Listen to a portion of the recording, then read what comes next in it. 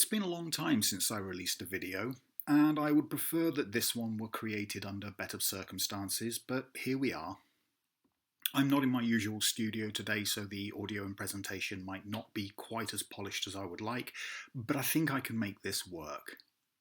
This video was inspired by someone with whom I was having a discussion, and she wanted to understand why I did not agree with her perspective. You know who you are, and I thank you for listening to what I had to present, even though you didn't hear the full thing. I hope that you'll watch this entire video and let me know your thoughts, as there are parts of my explanation that you never got to hear due to other commitments, but I do cover them in this video.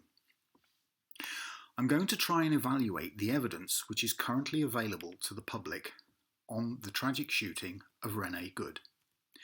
It is currently Sunday, the 18th of January 2026. I'm going to be as objective and rational as I can be.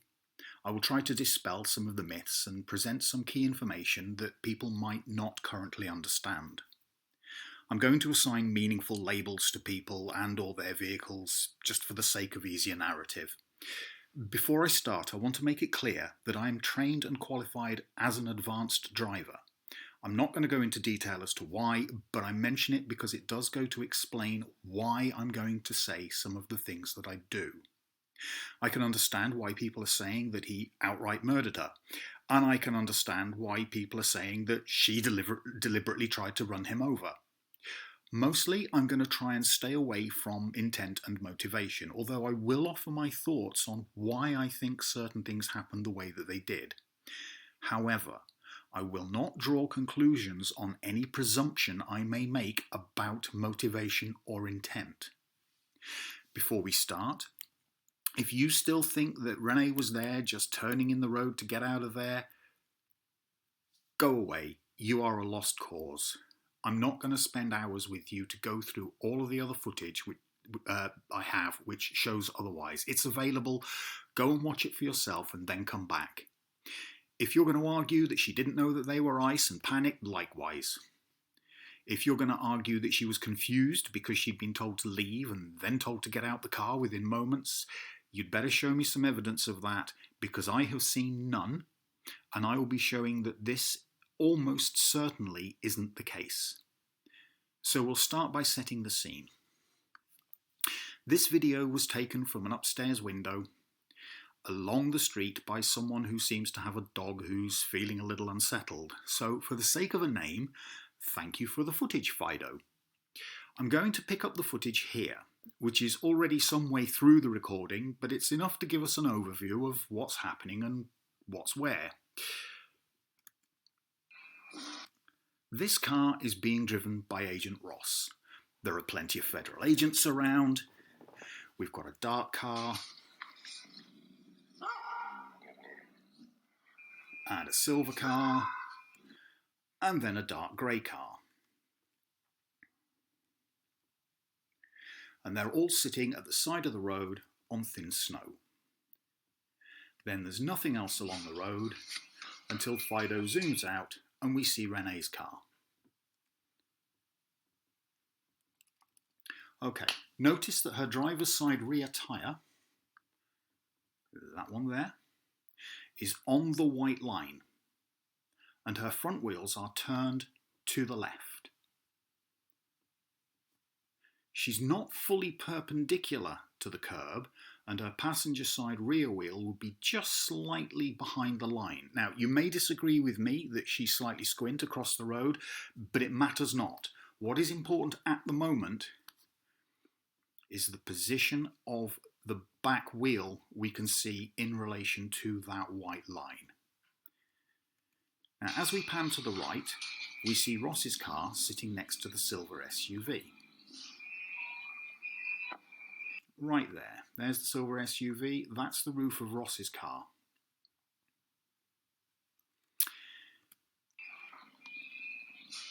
We have a white SUV moving off from the side of the road, and we have a dark car which looks like it might be about to do the same. We'll see another dark car later. It's almost certainly not the same one, but it's not important in the scope of this analysis. The white SUV moves forward a short way and stops. from what I understand, this is a one-way street. Approaching the white SUV from behind, let me just go back there. Okay, so approaching the white SUV from behind there in the corner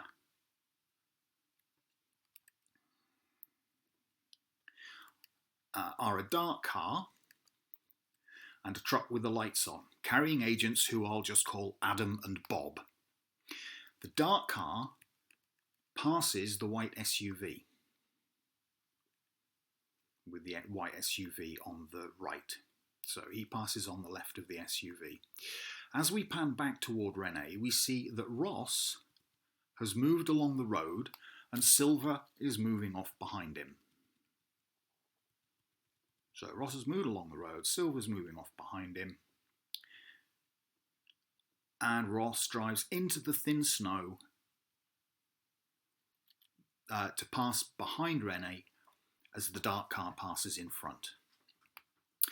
Silver continues and appears to pass in front of Renee. White SUV moves up and stops.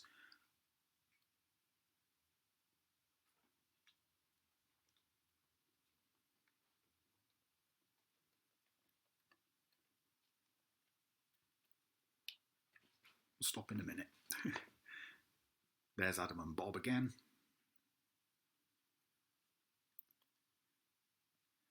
Okay, so white SUV has stopped.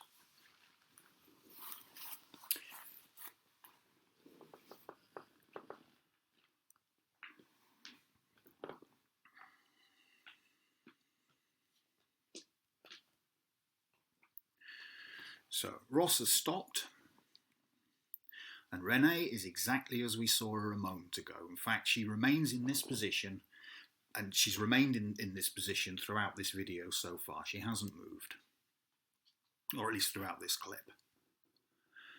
Now, let it run, and we'll see that there's still congestion toward our right. There's Adam and Bob behind White. You know, he doesn't appear to have moved. Okay. Oops.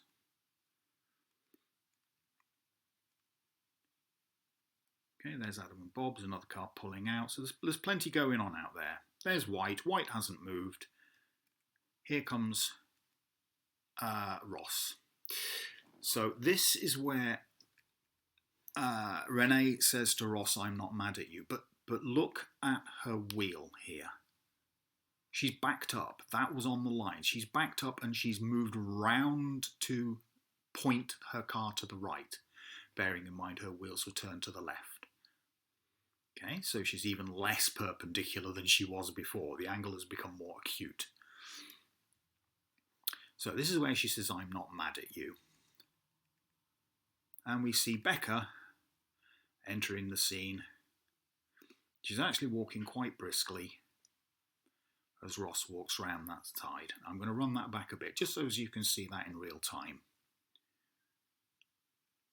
And you'll also notice that the white SUV makes moves to go around the front of Renee. So here we go. This is where Renee says to Ross, "I'm not mad at you," and Becca enters the scene from our perspective. You see, she's fairly moving, having a little bit of a jog, slows down a bit, and now she's at the back, and this is where she's saying to him, you know, we don't change our number plates every day, and so on. So White's passing in front of Renee. Now he does have to steer to the left a little to continue, but nothing significant. There's a lot more room for the congestion to start to clear than there was earlier. As White goes by, this is where Becca's telling him that she doesn't change the number plates. Let me see. Now I'm kind of paraphrasing a lot of the narrative. We hear the exact words and cadence and tone later, so it's not important for me to say it word for word right now. Now I'm going to run it at full speed for a moment because I want to make a comment on what I see. Now, let's see. So, yeah, I want to talk about what I would be seeing if I saw this, air quotes, body language from a car, completely detached from the context of this incident. This is just my eye as a driver with the experience that I have. We see Renee move forward just as dark grey moves off from the curb. She stops and lets him through, even seems to be waving him on. Okay? On he goes, and she still kind of inches forward and stops. And this is as Adam and Bob appear.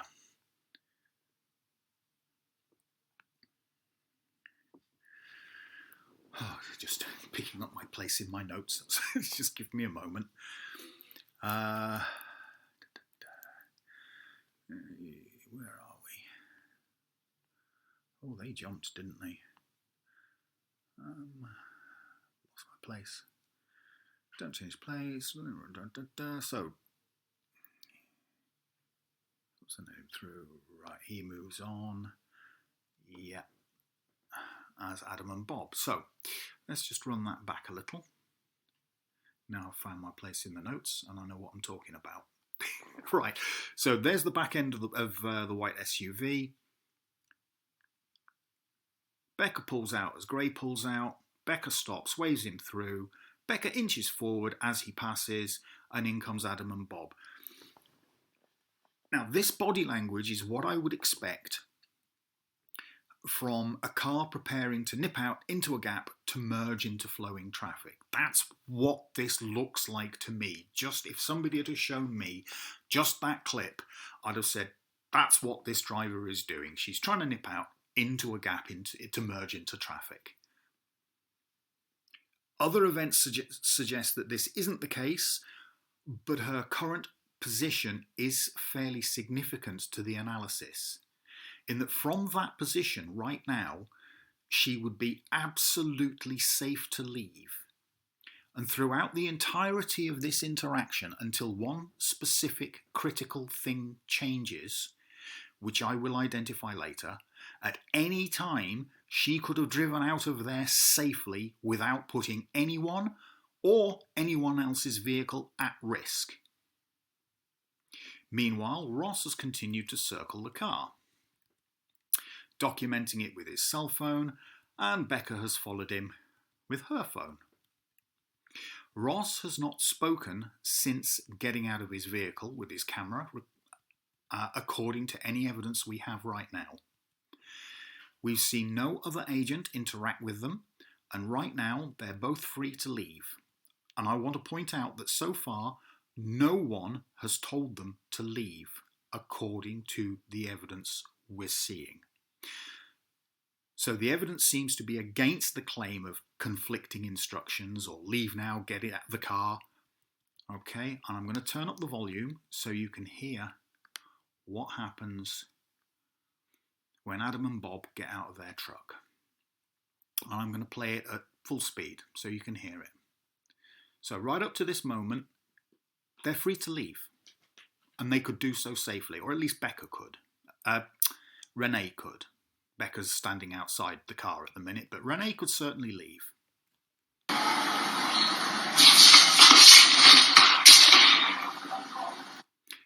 Right.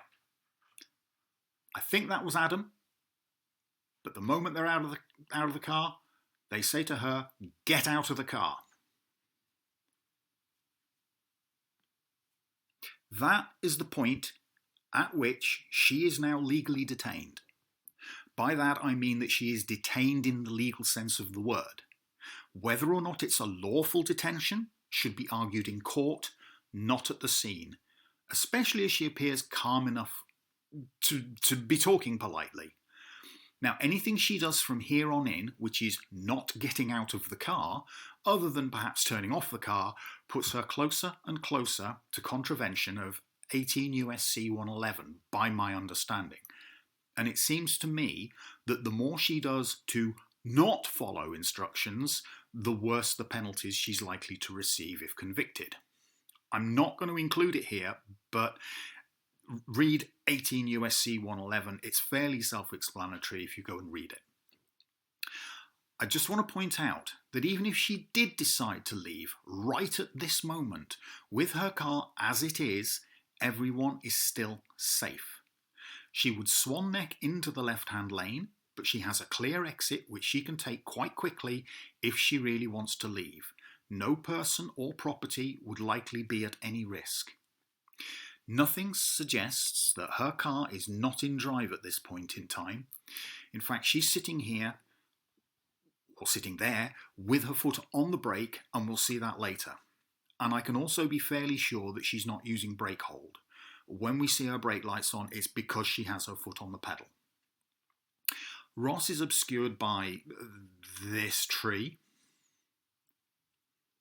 and we can see Becca walking away, suggesting that he go and get some lunch. So we'll just kind of go to that bit. So go and get some lunch, big boy. And she goes off toward the car as Adam and Bob reach her car.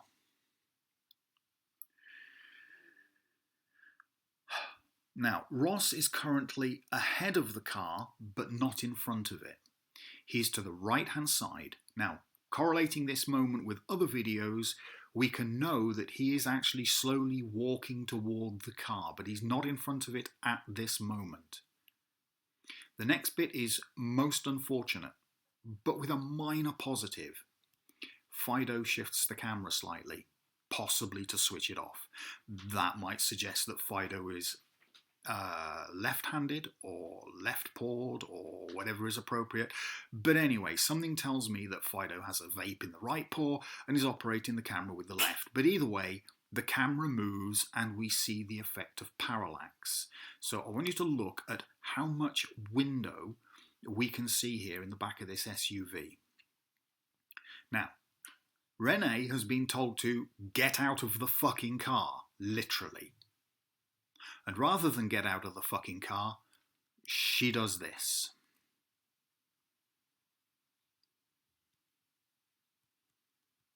And as I say, camera position is a little unfortunate, or the camera movement is, but we can now see Ross. I'm going to step back until where he kind of comes into frame. That's where he comes into frame, there.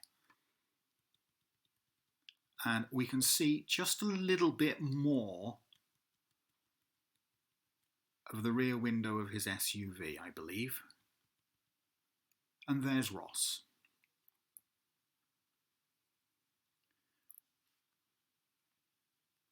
So, remember that one specific critical thing I mentioned? That was it. Until that moment, everyone was safe, even if she booted it out of there. He didn't jump in front of a moving vehicle. She put him in her path. I will corroborate this with the other evidence as we get to it. But this is where Fido says goodbye. Thank you, Fido, but your timing is going to seed all manner of tinfoil hattery, wackadoodle nonsense and twoofer communities for every damned fairy tale put forth by someone with a highly questionable relationship with reality. I hope you know that. And what's worse is that these aren't the days of JFK at the grassy knoll. Today we have AI-generated video and AI-generated memes. I think it highly likely that you are going to be in a window with a cell phone camera in someone's AI-generated meme shitpost, Fido. It's certainly not the world in which I grew up. Anyway, now, I want to discuss something about human factors with a demonstration. Okay, so just remember the kind of distance between Renee and Ross right now. Just kind of keep that in your mind, the distance between the car and the person. So, I'm going to show you some CCTV footage of a guy who apparently caught some scrote trying to steal his truck, and he went out to give him a damn good hiding. While Truck Guy is having a quiet word in the shell-like of Mr. Scroat, the good Mr. Scroat's buddy... Okay, I'll just pause that there. So, the good Mr. Scroat's buddy, Mr. Brakey, is sitting waiting. All right, in the red car with the brake lights on. All right. So, whilst Truck Guy is explaining the intricacies of not interfering with other people's stuff without having first been given permission, Mr. Scroat's companion, Mr. Brakey, has reversed, and you'll see a close-up in the next cut.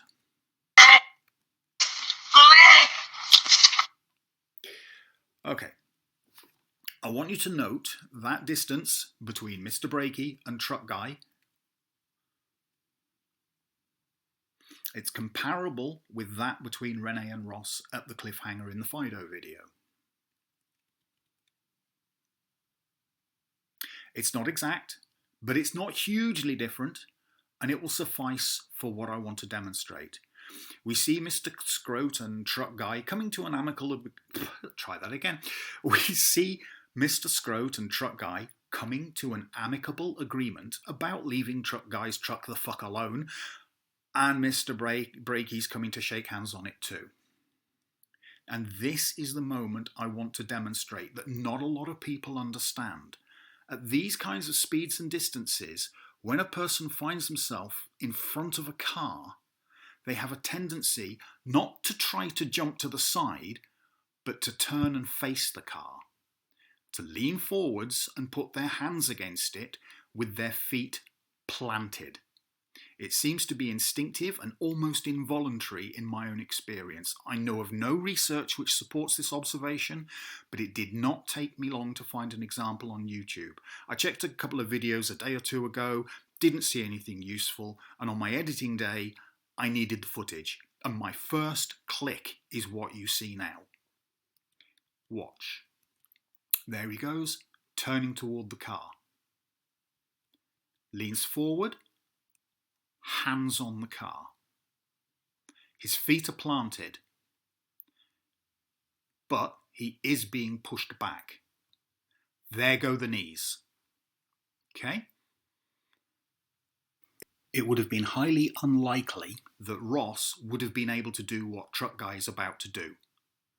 But I take my hat off to Truck Guy because he's about to save his own bacon as his legs bend beneath him. I'm going to wind this back and I want you to see it at full speed. See how quickly this happens and see what Truck Guy does. Here we go.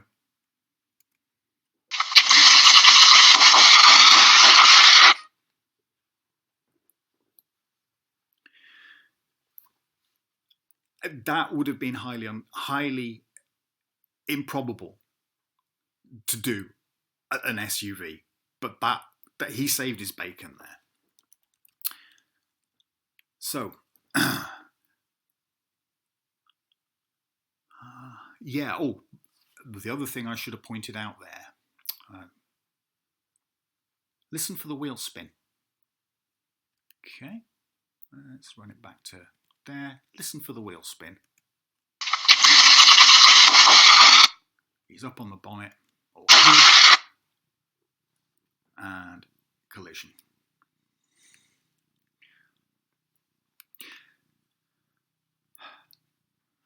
So that's what it looks. Sorry, that was a fairly cut and dry case of a weaponized vehicle. That's what it looks like. I didn't specifically want to use a weaponized vehicle incident to demonstrate my point about human factors, but now you've seen that lean forward reaction, I want you to remember that stance and how the person gets into that stance. The next piece of footage was taken from down the road to the left of Fido and on the opposite side of the road. And I'm calling this camera person Foxy because I've been working on this for long enough already and I just picked the most obvious thing that wasn't a damned tree. And if Fido is going to end up as an AI-generated meme, Foxy might as well too. I'm all for equal opportunities. So the closest SUV we see here belongs to Ross, and further away we see Adam and Bob's truck with Adam's door wide open. Fox's footage picks up almost exactly where Fido's ends. We can see Ross on the very right of our frame, but we can't really see Renee's car or the location of Becca. However, we can just kind of see the point where Renee's roofline dips behind Ross's car, and we can see a pixel or two of her passenger side roof rail. And they might give us an indication as to the moment she moves. Okay, so I'm going to step through this.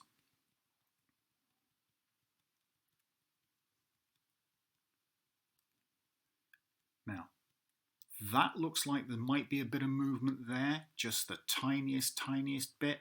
Then there's a bit of blur, and I think there is definitely some movement there. This looks like there's a little bit of forward movement. Where's Ross and what's he doing? Right, so he's here. There's Ross. There is definite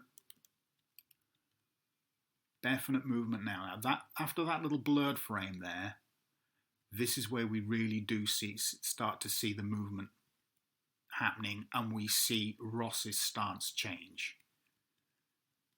Notice he's taking a step back as he starts to square his stance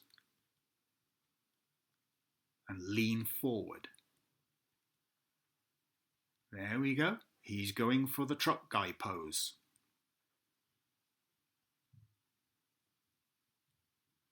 Another blur, and you may see that his feet are already beginning to slide. Forward, forward, forward, forward, backward, backward, backward, backward. His feet are here and they are sliding already. He is being pushed backwards, I would say. And if he's not, he's slipping on the ice and falling forwards. Either way, neither scenario is good for Ross.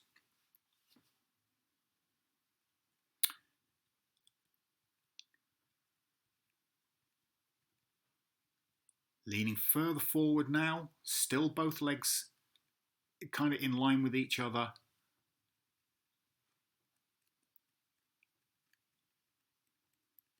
Okay, but I want to show you something else.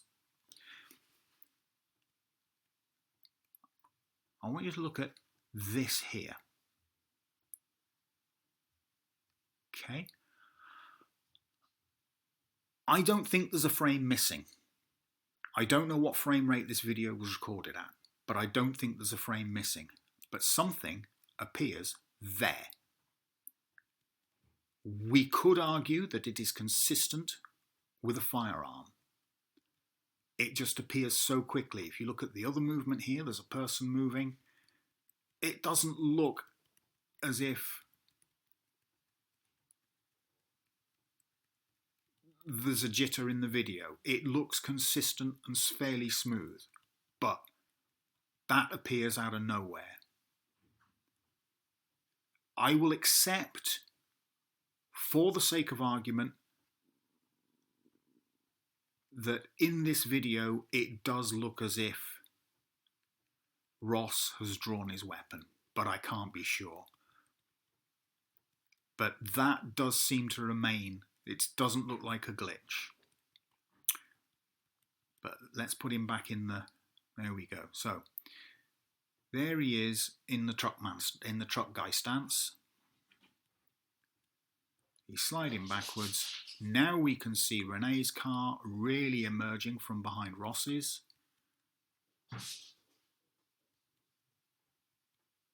And there is impact. You can tell. Watch his body. He's leaning forward. Watch how quickly in the next frame or two his body moves backwards. In comparison, not to my mouse pointer, look at the gap between his body and her legs. Okay, that was impact. I am fairly convinced that that was impact. He is still sliding and he's trying to regain his footing. He's managed to move himself around, or has been pushed around, to the left-hand side of the car. He's now on the driver's side of the car. But you see the stance, you see the rigid legs, and you see those legs buckle. When those knees go, he is like a compressed spring. He's either going to crumple and go under the wheels, or he's essentially going to spring out, up and over, or out to the side, but not without an impact. The impact has already caused his legs to buckle. The car has overcome him.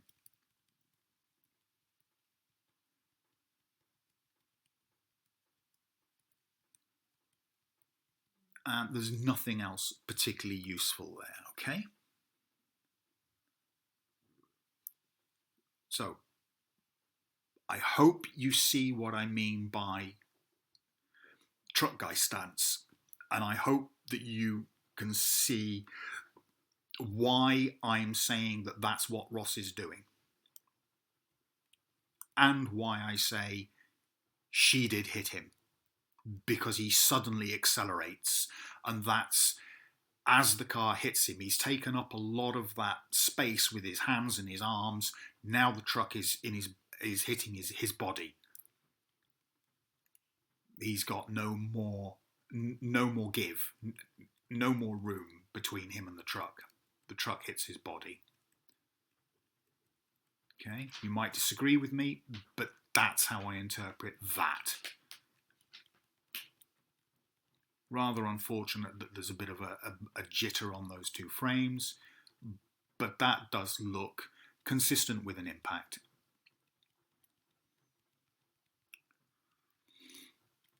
Now, onto his own cell phone footage. He's about to get out of his car. And Security reposted a new video on social media. Look at where her wheels are. Friday that appears to be cell phone footage. There's the dog. Recorded by the ICE officer. The moment he fatally shot Renee Good. Now, she's backing up. Okay? There she goes. She's backing up. He just walked in front of a moving vehicle. Quite safe. No reason for him not to. No reason for him to worry at this stage. He's walking around documenting. He's not saying anything.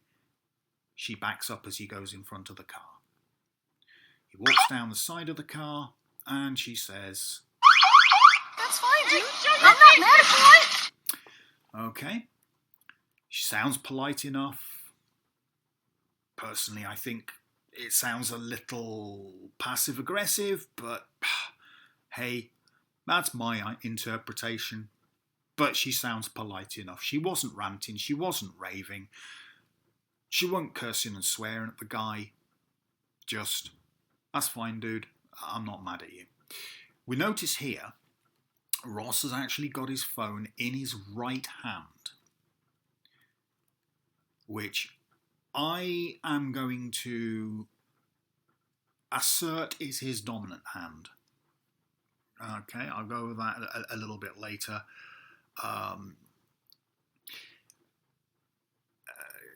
Let me see.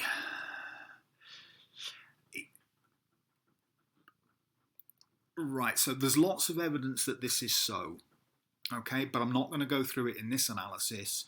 If you want to contest that his right hand is his dominant hand, then please bring as much evidence as I have, and I might consider him ambidextrous. But from what I can tell, his dominant hand is his right. He's holding the phone with his fingers wrapped around the back of it, and it's sitting in his palm, with the camera facing away from him and the screen facing toward him. I would say that's how he's holding that phone. That's certainly the way it looks to me, and that's certainly consistent with all of the other bits and reflections and position of the phone and everything else I'm going to discuss. He walks around the back, and you notice her reverse lights and her brake lights are on. And this is where Becca says about the license plates. Now, remember, Becca came up on him fairly briskly. And in my opinion, her manner is, at this moment, a little bit more antagonistic than Renee, but still within reasonable bounds, I would say, at least at this moment in time. It's okay, we don't change our plates every morning, just so you know. It'll be the same plate when you come talk to us later. It'll be the same plate when you come talk to us later. There's a phone. She certainly looks like she's recording him. She's following him around with the camera. She's not obstructing him at this point. She's just being a bit annoying, if anything. U.S. citizen. Right, so she says she's a US citizen, and the bit that they bleeped out there, if I remember rightly, she says something along the lines of, and I'm a fucking veteran, a disabled veteran. But either way, she tells him she's a veteran. This may or may not be significant in Ross's mind at this moment. But she said it. That's what she said there. You want to come at us? Now, it's gone from, it's okay we don't change our license plate, to, I'm a fucking veteran and do you want to come at us? This is beginning to sound a little bit more antagonistic. This is beginning to verge on fighting talk. You want to come at me? Come on, come on. It's still said with a less than highly aggressive tone, but you can tell there's that undercurrent.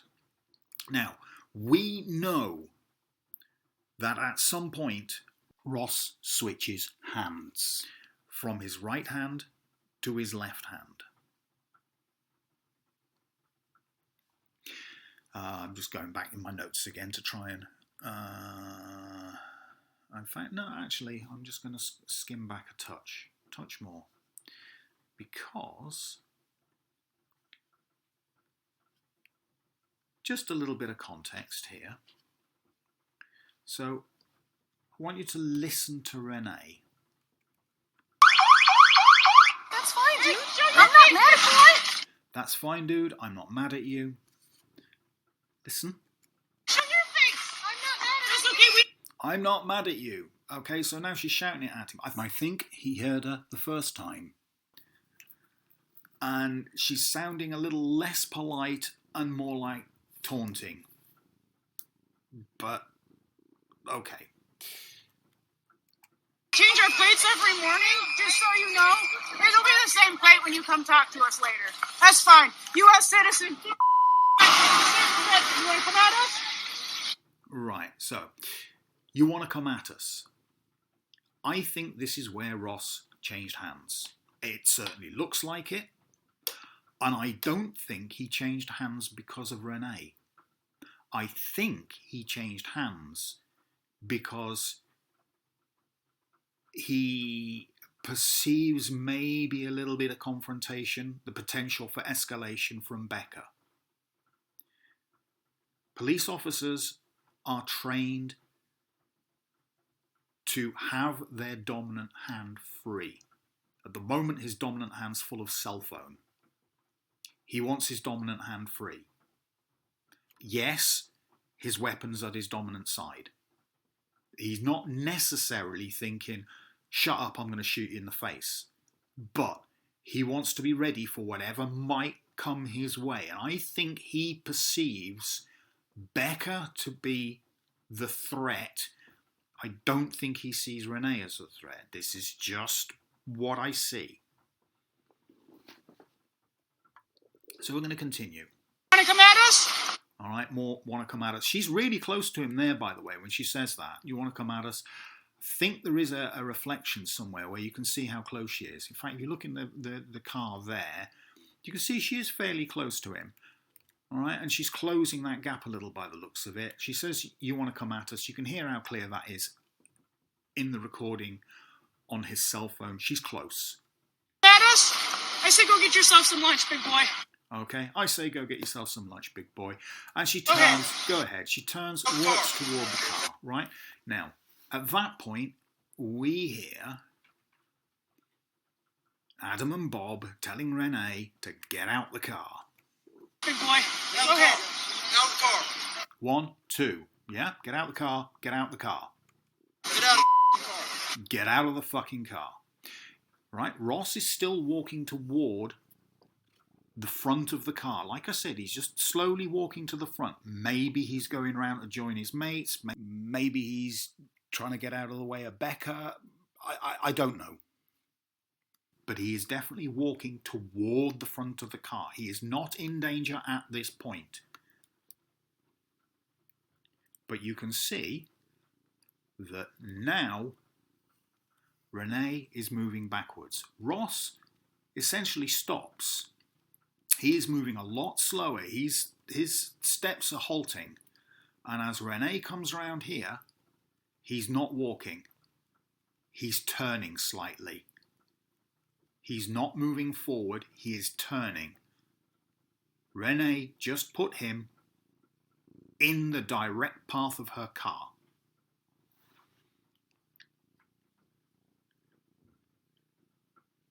Okay, now. So notice how she turns to the right. Ross probably cannot see where her wheels are pointed at this moment in time. But they are actually pointed very slightly left. So if she guns it now, he is almost certainly getting hit by that car. There's no two ways about it. Now, he continues to turn, and I'm going to stop this when she stops moving. So what I'm looking at here is that edge of the bottom of that car there with the texture of the ground to see when she stops moving. It's about there, and she stops for a moment and then starts to move forward. I am going to, just to give this the best possible scenario, stop it there. Okay? We can see she's still moving, still tiny movement. I'm not going to take any more there as movement. There is still a little bit of rearward movement, but I'm going to take that frame. Okay? That's where Ross is. That's where Becca is. We have already seen that Renee knows exactly where Ross is.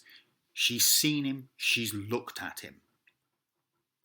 This is how quickly it happens. Oh! I'll run that back. So she went from driving forward to Ross going, whoa, and that was when he's in truck guy stance. Okay, so I'm going to give it just that little bit extra. Let's take it to there. We're going to hear Becca say, "Drive, baby, drive."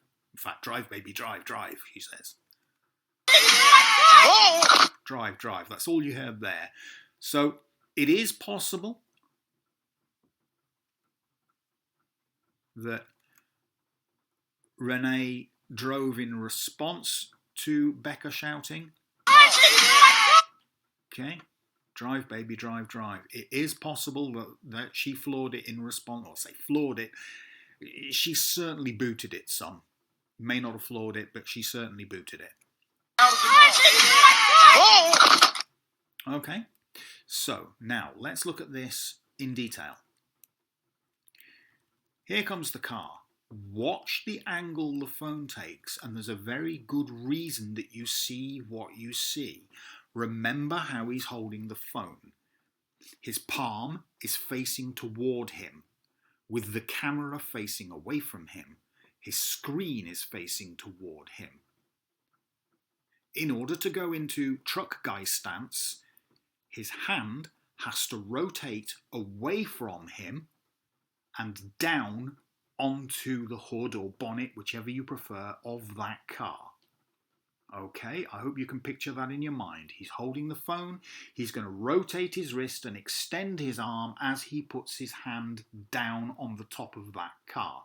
So we should see the sky and the scene rotate down and to the right as the sky comes in from above to the left. That's what we should see. Down and to the right. No, sorry, down and is pretty much down and yeah, it's down and to the right. There comes the sky from the above and left. There's his face, and you see him go forward. There's his body. He is in full truck guy stance right now, by my reckoning. That's how quickly it happens.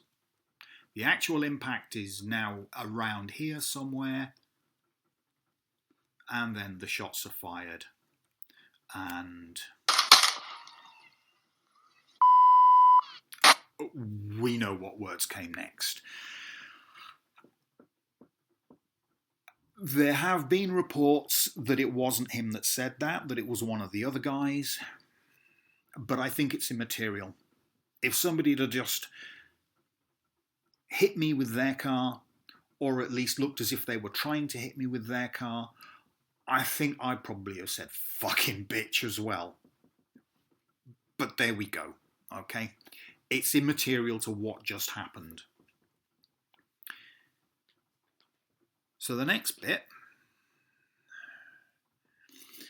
is taken from the side of the road. There's Ross having learning that they don't change their license plates every day. There's the now which one's that? That's dark grey, isn't it? Pulling away. And Renee does her manoeuvre that I think looks like somebody inching forward trying to get out into traffic. They continue to walk around, and here come Adam and Bob.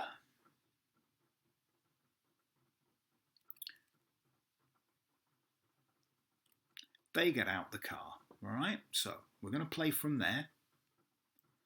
Because remember, right now, Renee is safe to leave. Everybody is safe if Renee leaves now.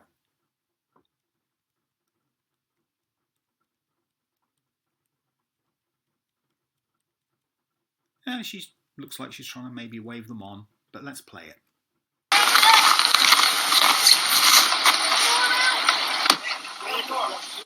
Get out the car. There's the first one, all right?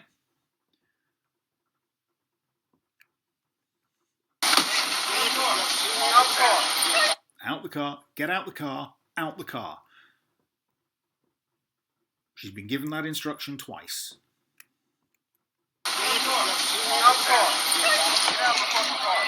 Get out of the fucking car.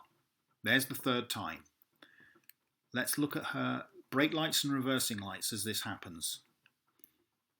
So, Adam's approaching. As he approaches, saying, get out of the fucking car, she puts her reversing lights on, okay? She's sitting there with her brake lights on. Like I said, I think she's in drive. She now puts it in reverse as Adam goes to grab the handle. Just as he grabs the handle, she's off the brake, okay? And the car begins to inch backwards. Now, I've just zoomed in here. That's all that is, okay? And that is the next frame after that. That's all. I've just zoomed in.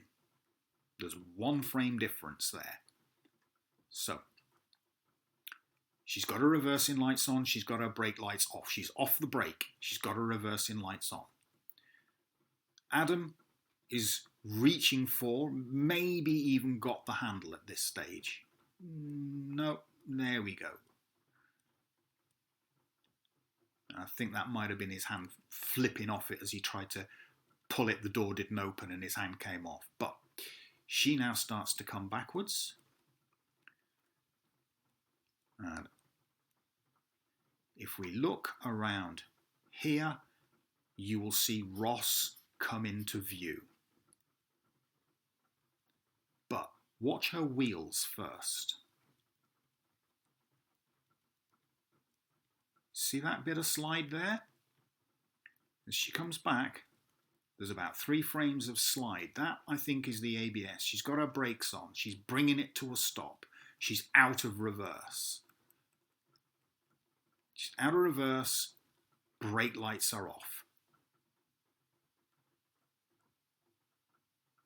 Okay, she slid the wheels and the front a little. Okay, but I think the ABS picked it up.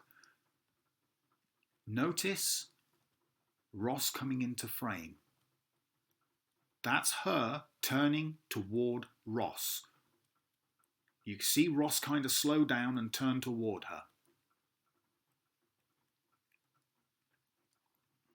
Okay, so let's get back to the bit where she comes to a stop. There's the bit of wheel speed. She's turning the wheel. That's her turning the wheel to the right. She's turning her steering wheel to the right. Her wheels do not go right. Her wheels come from, say, full left lock to only just slightly left. I don't know if Ross knows that. I don't know if Renee knows that. I suspect she does, because as she moves away, she does continue to crank the wheel round to the right. But that's the situation we're in right now. Right now, if she hits that gas, Ross is in trouble. And she hits the gas and spins the wheels. Okay, there it is. You can see the back end of that car sitting down. The back end of that car is squatting. Because although she's losing traction on the right wheel, on the left wheel there, the driver's side wheel, it looks to me like traction control has kicked in, or maybe the wheel's just beginning to bite. But either way, that car squats and comes forward. Ross, let's go back here a bit. We can't see Ross's elbow yet. We can now see Ross's elbow as the car just comes to a stop. He could well be covering his weapon, but he's not drawing it. His elbow isn't coming up. His shoulder isn't coming up until she starts spinning her wheel. You see his shoulder come up as she spins her wheel. His shoulder comes up, his elbow comes up, his weapon comes out of its holster. She is driving straight towards him. He is pulling out his weapon. She knows he's there. I'm fairly sure she knows he's armed.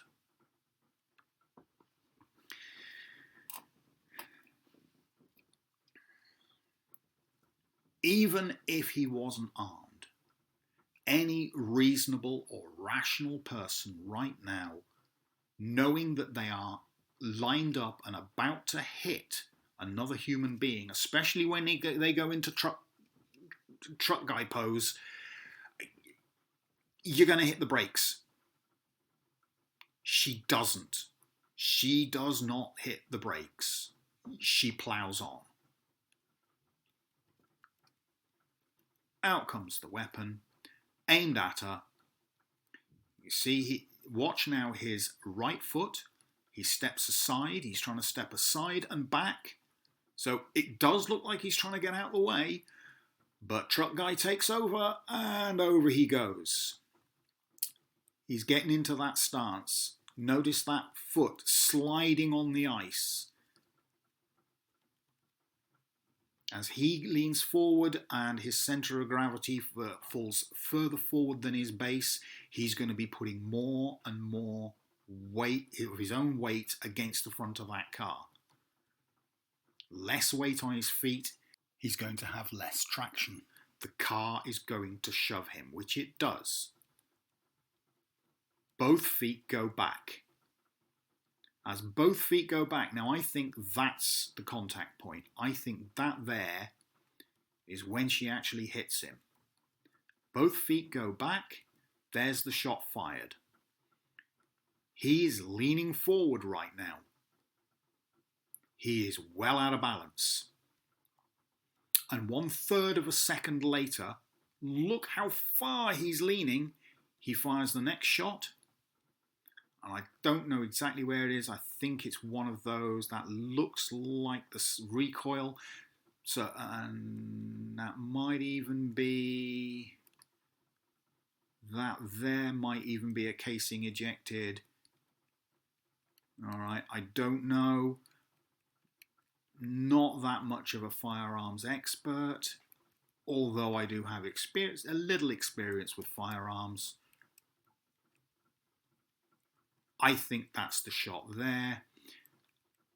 And people are going on about, oh, he leant into the window to shoot her.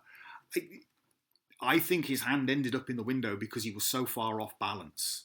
He's leaning forward. He hasn't got any solid footing there. He's sliding around all over the place as he goes further and further forward as the car moves further away from him and to his left. So it's pulling him forward as it's taking away his support, and it's spinning him to his left. He could be doing a faceplant on the tarmac any moment. Right. Note here, he manages to do a little bit of a kind of hop, which gets 1 foot under or almost under his center of gravity. He's improved his situation. I think he lets off another shot there. Same thing. It looks like I see recoil, and it looks like I see yet another cartridge. Spent casing. Come on, I've got to wait for that to disappear. Spent casing's going to be... in fact, let's move that. Right. So that's the spent casing there. I think. So I think that's the moment of the third shot. And he is still well out of balance, okay? So there he is. You can see he staggers a couple of times. Another hop and a skip. He's now got enough of his weight over his base, over his feet, but he still has forward momentum because of what the car's done. He still has momentum. He's fired his 3 shots. I don't think there was a 4th shot. I think there were 4 wounds. I think one of them was a through and through and in. So it maybe through her arm and into her chest. I don't know. Let's see what happens. More details will probably be released later, but that's what I think. I think it was 3 shots, 4 wounds. So he's let off his 3 shots, but he's still kind of staggering. I mean, you can see even Adam, he slips over as well. Bob just stands there like a spare part.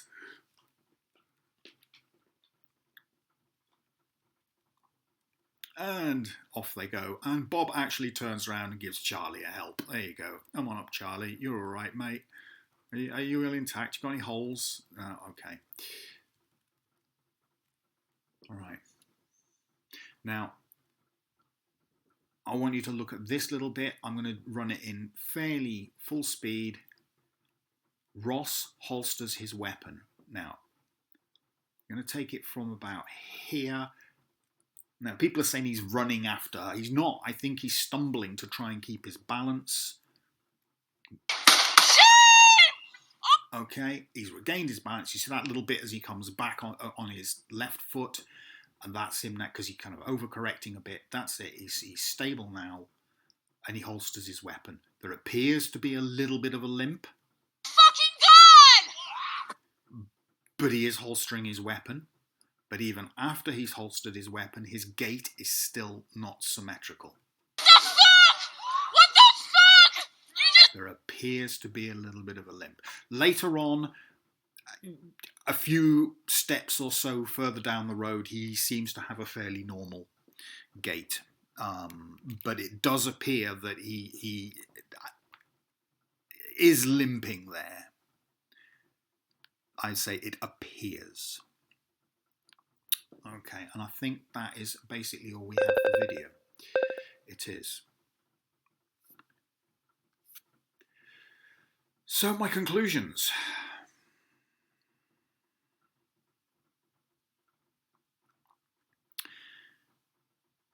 Now, that happened faster than Truck Guy and Mr. Brakey. And Mr. Brakey almost certainly weaponized his vehicle. So Ross being in danger was Renee's doing. Could he have taken more favourable actions? I'm sure that there are several actions he could have taken which would have not resulted in the use of deadly force. I'm fairly confident that if the clock were wound back, knowing what he knows now, he could avoid injury and loss of life, and Renee would be facing the possibility of charges and probably years in prison. Just trying to find my notes again. I've lost my point. Right. Possibility of several years in jail. But Ross didn't have the benefit of hindsight, nor the ability to watch the incident frame by frame. He was denied that luxury. I want to remind you that it happened quickly. And whilst you might think that you'd do differently and would be able to jump out of the way, until it has happened to you, you probably have no idea how strong the impulse is to do the truck guy stance when finding yourself in that scenario. Do I think Agent Ross felt justified in using deadly force? Given his experience and what he knows about vehicles being weaponized, I would argue that he did at the time, and he did not intend to end anyone's life that day. Do I think that his potential irritation at Renee and Becca affected his decision to open fire? He's a trained officer or agent, but he's also human. I could not argue categorically that it did not. But I don't see this being malicious in intent. I think that the feds have access to at least as much evidence as we do, and I think that from their perspective, it was a justified shoot, as she assaulted him with a deadly weapon. And there isn't any need opening in an investigation as far as the feds are concerned. Did his use of deadly force meet the threshold for engagement? I'm no legal expert. I've done a lot of reading upon this, and I like to watch American cop clips on YouTube and stuff because I'm a Brit. I live in Britain. You guys have such different policing, and some of the things you do, I think, wow, okay, but you're dealing with an armed population, the procedures you have. I find it interesting and fascinating, especially with the sovereign citizens and some of the others and the people that just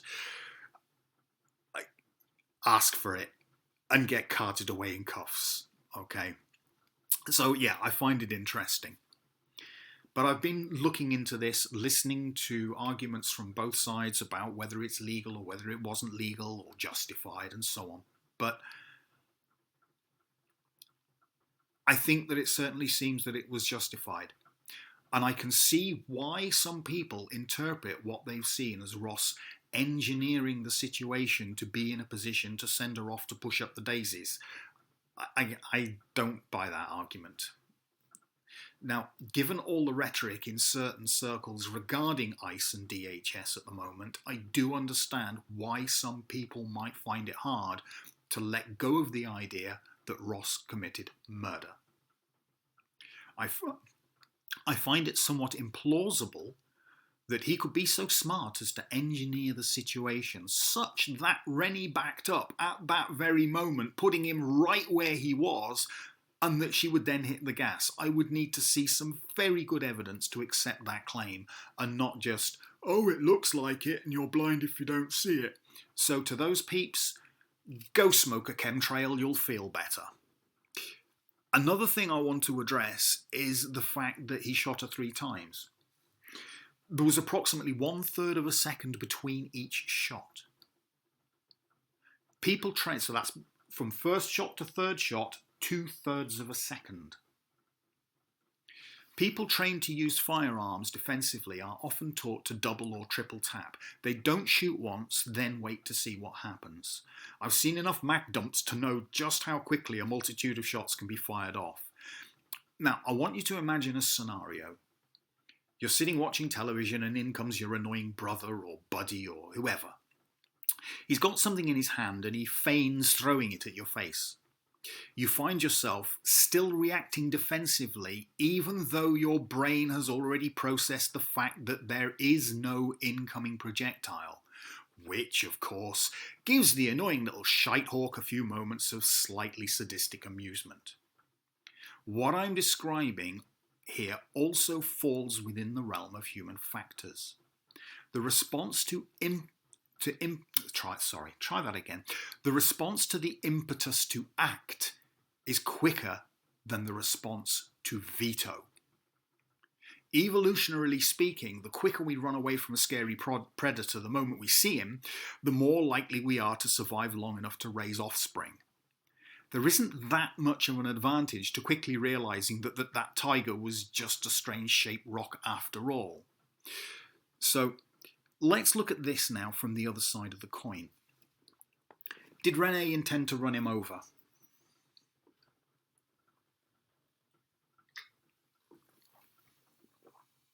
I'm just taking a quick drink before I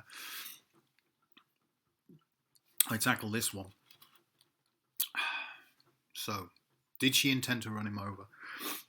Before I continue with this, a lot of people think that being run over means ending up under the wheels. That's not necessarily so. The term is also used to mean exactly what you saw Mr. Brakey do to Truck Guy, even though the highly favourable outcome in his instance would often dissuade some people from saying that Truck Guy was run over. But if you hit someone with your vehicle, especially if the outcome isn't particularly good, and even more so if they actually go down and hit the floor, you don't actually have to drive over them with your vehicle. You have run them over. Now, as I've been going through the footage, I've had to admit that I've been hoping to be able to find something that I can point to as being strong evidence or even proof that she didn't intend to run him over. Honestly, I haven't found any. In fact, with the things that she does, when she does them, knowing what is going on around her, I find it hard to dismiss the claim with a good degree of certainty. If Renee had survived and someone she knew reported that Renee had confessed that she wanted to nudge that Nazi on her exit like the vehicular equivalent of shoulder bumping someone as you walk away at the end of an argument, I would find it plausible and say that the evidence as I see it right now does not dispute that claim and potentially supports it. However, and here I am going to ascribe intent, and I'm doing so to express my interpretation, not as a way of drawing any conclusions from it. I think that she intended to leave, and on the way out of there, laugh about how they stuck it to the bad Iceman. From the evidence alone, I cannot get why she did that critical reverse maneuver, and without that, even if she gave the Icemen the middle finger by driving away, everyone, including her, would have been safe. It baffles me. I see no reason for that maneuver. Additionally, she knew he was there, and rather than letting off the brake and allowing the car to inch forward, this is an automatic she's driving, gradually giving Ross the move or else message, the addition of a horn might have helped too. She'd been using it often enough earlier on in the day. Maybe she's broken it, worn it out. But she booted it enough to make the wheels spin and the back end squat. I don't buy that she intended to hit him, but I do think that she acted with reckless disregard for the safety of everyone around her vehicle, including Becca. And talking of Becca, in reviewing this footage so closely, I've had to examine a couple of heartbreaking moments, both of which were recorded by the one camera operator I did not name, because I think she's a bit of a ghoul. And although the footage was very useful in coming to what I think is a reasonable understanding of what happened, for the sake of decency, I did not include any of that footage in my presentation. The first moment when Becca realises that Renee has been shot, I cannot even imagine how that must feel. But I think I know the kind of feeling that goes with her reaction.